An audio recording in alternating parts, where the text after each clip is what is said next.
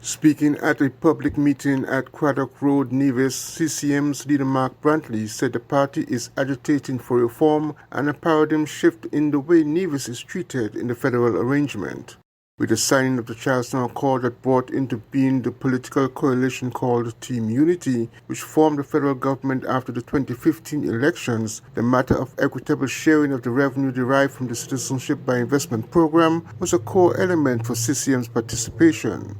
CCM and PAM withdrew from the coalition after formally indicating they no longer supported PLP Dr. Timothy Harris as Prime Minister.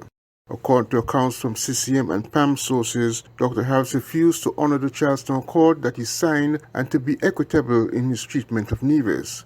Given several examples to illustrate the difficulties with the PLP Prime Minister, Brantley indicated the future is about complete reform.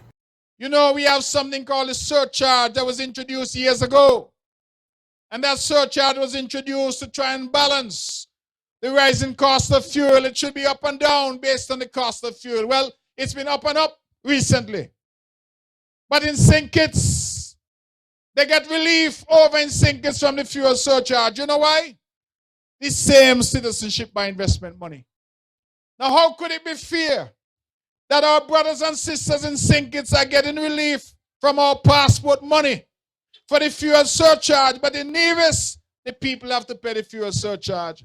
You see, when we talk about fairness, we talk about equity, we talk about fair share, I want you to understand that what we're talking about is an entire reform of our country. We're talking about an entire rethinking, a new paradigm of governance for St. Kitts and Nevis. We need to ensure that in our country, every man, woman, and child has a fair chance. And that is the difficulty that we have had.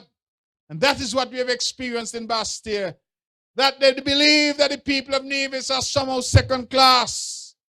You must ride in the back of the bus. You must take the leftovers and the crumbs. When a man can give you 7% of the money and beat his chest and say he's generous. Well, how is it generous? Political parties are now in full campaign mode as candidates head into the unscheduled 2022 federal elections.